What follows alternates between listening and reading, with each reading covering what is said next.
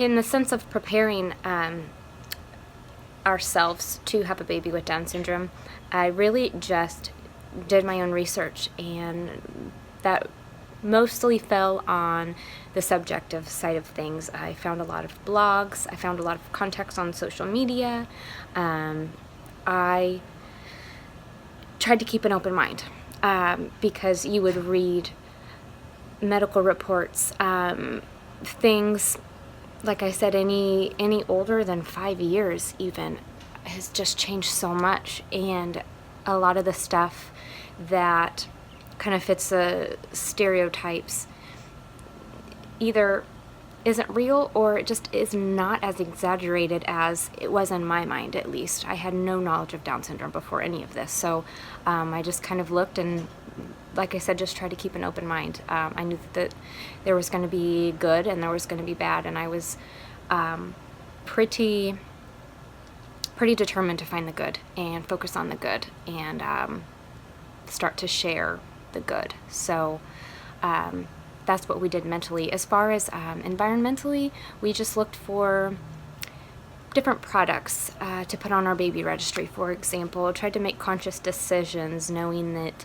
you know, she might be delayed in walking and sitting up, talking, things like that. And you know, I tried to find things that were all very good developmentally, things that could be held with small hands and shorter fingers. I just did anything I could. Around here, there are no typical days, and it really doesn't have anything to do with Kara or Kara having Down syndrome. It really has to do with the fact that my husband's a police officer and works a pretty insane schedule. So with that being said, every day we do, you know, her different medicines and her vitamins and supplements. The only medicine she's really on, prescription medications, is her hypothyroidism. It's a pretty basic schedule. I mean, we wake up, do breakfast, then we play at lunch and nap time, and then we have snack time and dinner time, bath time, bedtime. But the biggest thing is my mindset throughout the day. It's not necessarily the motions that we go through. It's just in my mind I'm noting, you know, which hand did she use to color with today? What leg was she using primarily as we were going up the steps? What kind of sensory play did we get done in the bathtub tonight? Things like that. It's just kind of an ongoing theme throughout the day, and I've learned to be pretty creative when it comes to incorporating PT and OT, and especially speech. That's our big goal, so we kind of work with speech constantly throughout the day. But you just become creative, and it just kind of goes with the flow. I mean, OT is also feeding and picking up the fork and using it to feed yourself, and so working on that is working on, you know, different self-help skills, and it all goes hand in hand. So a typical day for us might look very, very similar to any other families, and it is, but we have different goals in the end, and a different mindset, like I said, throughout the day than maybe a mom who does not have a kid with special needs.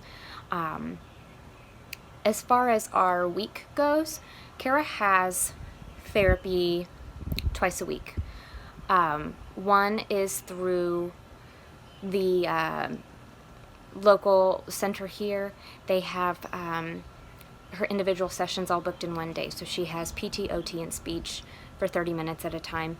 And then there's another day that we go and hang out with our friends. That's what we say. I say, Kara, do you want to go to school and hang out with your friends? She gets very excited because it's just group therapy. We go and we hang out with them, and they kind of do the same thing where it's all play, and they incorporate different PT and OT and speech, social skills. They have snack there, so we do that once a week, and it's a lot of fun. Every other week she does have therapy through our local infant toddler services, which is just early intervention that's through the county.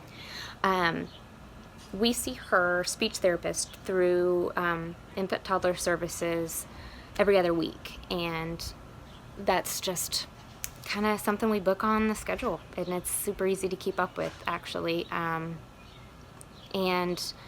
that's basically it. I mean, other than that, we have play dates and doctor's appointments, and on Sundays we go out to my husband's side of the family, and we have family dinner, and we sit around and watch Kara sing songs and dance afterwards. And that's pretty much what a typical week looks like for us. It's all very similar to probably anybody else's, I would imagine.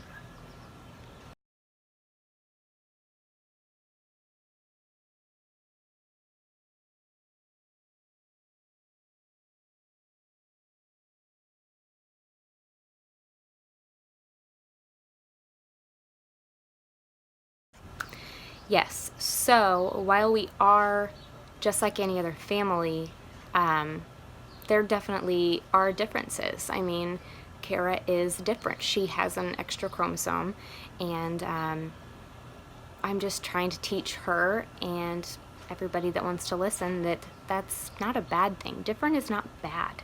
Um, there's always something to be learned, and a lot of that is going through those bad times and maybe thinking some pessimistic thoughts. I definitely did more so in the beginning. I kind of placed a lot of blame on myself, and I had a lot of self-doubt if I was going to be able to do this.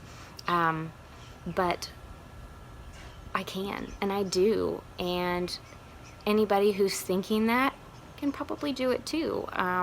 You just gotta get through those moments, and my biggest advice is to let yourself feel that way. I don't know how many times I have told other moms going through these down times to just feel it. If you feel like crying because you have a kid with Down syndrome, then cry, because tomorrow you're going to wake up and it's going to be a new day, and you're going to realize, yeah, my kid does have Down syndrome, and that's okay, because different is not bad.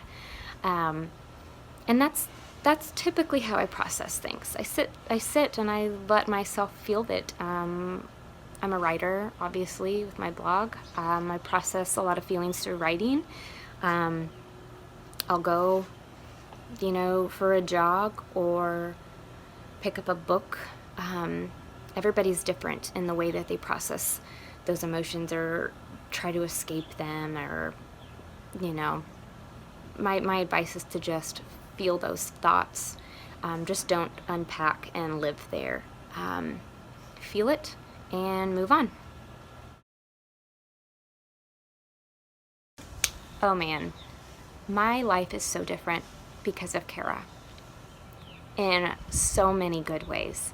I used to think that I was, a pretty decent person. I was pretty open-minded. I thought I was a truly kind person until I had Kara, and I realized how much room for improvement there was. I mean, it's just incredible what she has brought out in me. She's just brought out all of the good sides. I am stronger. I am more confident. I see the world through a completely different lens. On one hand, you see a lot of the bad stuff. You see a lot of the ugliness, a lot of the hatred, a lot of the, people who just don't accept different.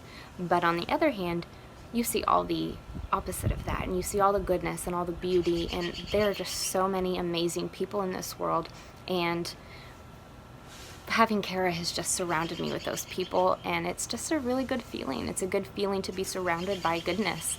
And Kara's charisma just radiates, and she does. She truly changes my outlook, and I mean, goodness, in 10 years I might be saying that there's still so much room for improvement, but I feel like I just see it with so much more honesty and clarity. The world is so clear now because of her.